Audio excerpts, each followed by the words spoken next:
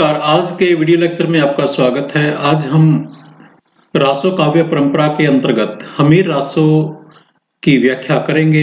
हमीर रासो के बारे में जो विभिन्न विद्वानों के मत हैं उसको लेकर हम आज चर्चा करने वाले हैं। तो वीडियो शुरू करने से पहले एक निवेदन, अगर अभी तक आपने चैनल सब्सक्राइब नहीं किया तो इसको सब्सक्राइब कर लें। तो आइए शुरू करते हैं।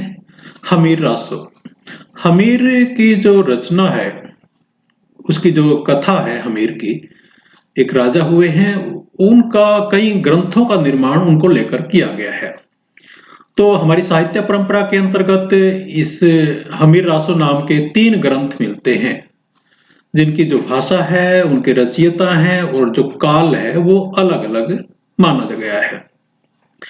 जैसे कि यहाँ पर सबसे पहले हम विशेषकर सारंगधर की बात करते हैं, जो सबसे इम्पोर्टेंट है और ज्यादातर जो प्रश्न है वो हमीर, इसी सारंगधर की जो रचना है हमीर रासो, उसी से आते हैं। इसके अलावा एक महेश कवि हुए हैं, उन्होंने भी हमीर रासो की रचना की है, और एक जोधराज कवि हुए हैं, उन्होंने भी हमीर रासो की रचना की है। तो इस प्रकार से हमें 3 काव्य मिलते हैं हमीर रासो को लेकर। लेकिन जो सबसे इम्पोर्टेंट है वो ये प्रथम है, ये हमीर रासो जो सारंगधर की रचना है। इसमें जो रणथंभौर के जो राणा है हमीर, इनके चरित्र का अतिशयोक्तिपूर्ण वर्णन किया गया है। तो यहाँ पर ये भी बात ध्यान रखने की, ये हमीर जो एक इनके चरित्र हैं, ये कहाँ के राजा थे? ये रणथंभौर के राणा थे, और ये पृथ्वीराज चौहान के वंशज भी माने जाते हैं। सबसे इंपॉर्टेंट प्रश्न आता है कि जो हमीर रासो में जो राजा हमीर थे, उनकी किससे लड़ाई हुई थी, और किन के साथ उनके युद्ध हुए थे, किन के साथ युद्धों का वर्णन इस पूरी इस कविता के अंदर, इस काव्य रचना के अंदर है। तो सुल्तान अलाउद्दीन खिलजी, दिल्ली के जो सुल्तान थे, इनको उन्होंने कई बार परास्त किया था, लेकिन जो अंत में जो अलाउद्दीन के साथ वो लड़ाई में शहीद हो गए थे, मारे गए थे। और इस दृष्टि से इस काव्य, ये जो काव्य है, ये एक प्रसिद्ध देश नायक के बारे में है। तो सारंगधर जो हैं वो रणथंभौर के राजा हमीर के गुरु राघव देव के पोते थे। कवि की बात हो रही है। जो सारंगधर थे, रणथंभौर के राजा हमीर के जो गुरु थे राघव देव, उनके ये पोते थे। और इनके पिता का नाम, यानी सारंगधर के पिता का नाम दामोदर था। सारंगधर जो थे अपने क्षेत्र में, संगीत के क्षेत्र में प्रसिद्ध थे, और उन्होंने ही हमीर रासो ग्रंथ की रचना की थी। इसमें जो राजा हमीर थे, उनके चरित्र का बखान किया गया है। और इनके अगर हम समय को लिया जाए तो यहाँ पर 14वीं सदी का अंतिम चरण इसकी रचना काल माना गया है। और विद्वानों में इस रूप में भी एक मत है कि ये 1357 के आसपास ये रचना लिखी गई है, ऐतिहासिक दृष्टि से भी। लेकिन वर्तमान में हमीर रासो की कोई भी मूल प्रति उपलब्ध नहीं है, ये भी बहुत इंपॉर्टेंट है। तो आपके दिमाग में ये सवाल भी आएगा, जब ये इसकी हमीर रासो नाम की कोई प्रति उपलब्ध ही नहीं है, तो फिर हम इस प्रकार से, किस प्रकार से कह सकते हैं कि ये किसने लिखा था, और इसका प्रमाणिकता क्या है?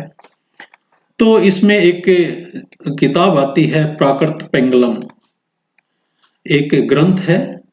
उस ग्रंथ में हमीर की प्रशस्ति में 8 छंद दिए गए हैं, यानी 8 छंद मिले हैं प्राकृत पेंगलम में, जो कि राजा हमीर की प्रशस्ति में, उसकी प्रशंसा में लिखे गए हैं। तो ये भी एक क्वेश्चन बनता है कि कितने छंद इनके प्राप्त हुए हैं प्राकृत पेंगलम में? तो वो 8 छंद प्राप्त हुए हैं।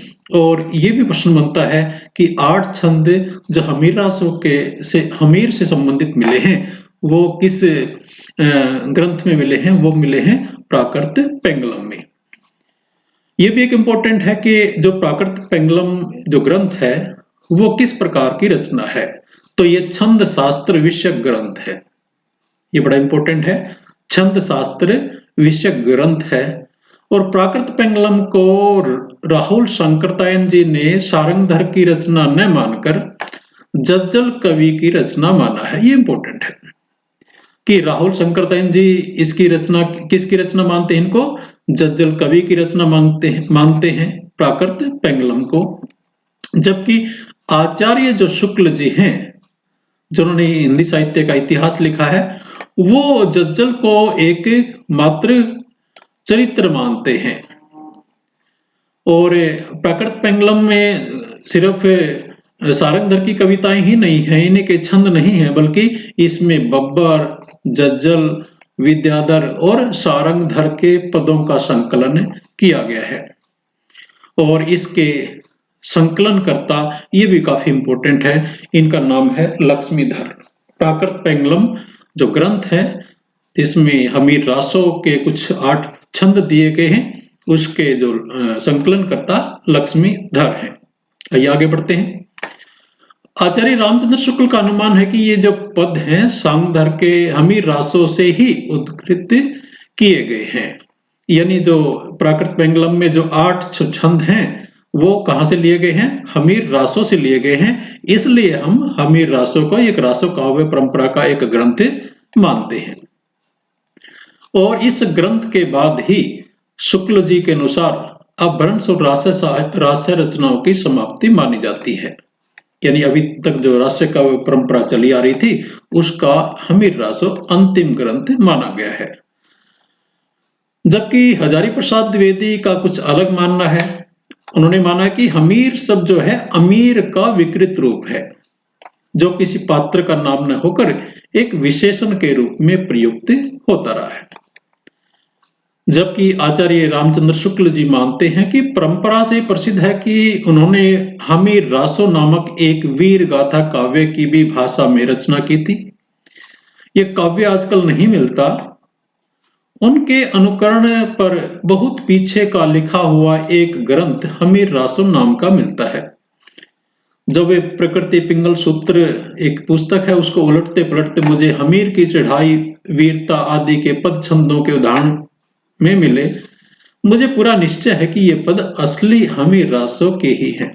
जब वो हिंदी साहित्य का इतिहास लिखते हैं आचार्य रामचंद्र शुक्ल, तब वो उन 8 छंदों की बात करते हैं।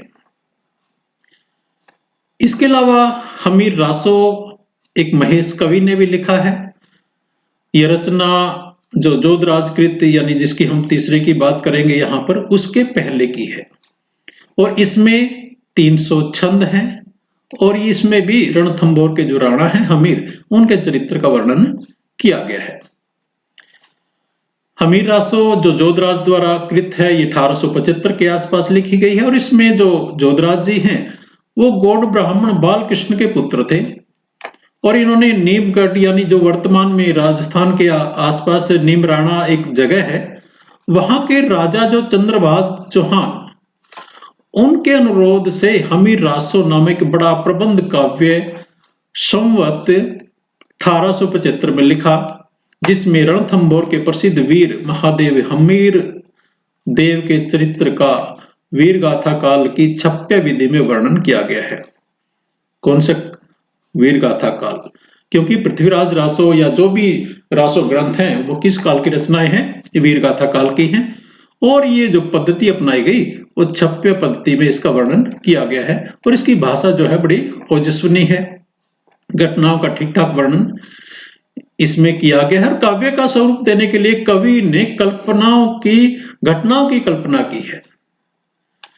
इसमें घटना आती है जो कि कल्पना मालूम होती है, जैसे महिमा मंगोल अपनी जो प्रेयसी, उसकी एक प्रेमिका थी वेश्या, उसको लेकर वो दिल्ली से भागकर अमीर देव के शरण में आ गया था राजस्थान में। और बाद में जो दिल्ली का जो सुल्तान था अलाउद्दीन खिलजी, उसने उन दोनों को अमीर देव से मांगा। और बाद में इसी के चलते वहां पर दोनों के बीच युद्ध हुआ। तो प्राचीन कवियों की इस प्रकार की प्रथा है कि युद्ध जो है राजनीतिक उद्देश्य से हटकर प्रेम प्रसंग को लेकर युद्ध हुआ करते थे। जो जोधराजकृत हमीर रासो का जो संपादन बाद में श्याम सुंदर दास जी ने किया है। और यह हमीर रासो जो है अहिरवाटी बोली में रचित है। यानी वहां की जो क्षेत्रीय भाषा है अहिरवाटी, उस बोली में रचित है। और सबसे पहले इसमें सृष्टि का वर्णन है। इस ग्रंथ में चौहानों की उत्पत्ति के बारे में जो कथा आई है वह भी पृथ्वीराज जो रासो है उसकी कथा से मेल खाती है। ये चौहान वंश की जो ग्रंथावली है उसकी सृष्टि का भी वर्णन किया गया है। और इसमें वही जो पृथ्वीराज रासो में चंद्रवरदाई ने लिखा है और वैसी कथा का यहाँ पर भी जिक्र आता है। तो ये आज हमने हमीर रासो के बारे में कुछ बातचीत की। आशा है आपको पसंद आई होगी। धन्यवाद। जय हिंद, जय भारत।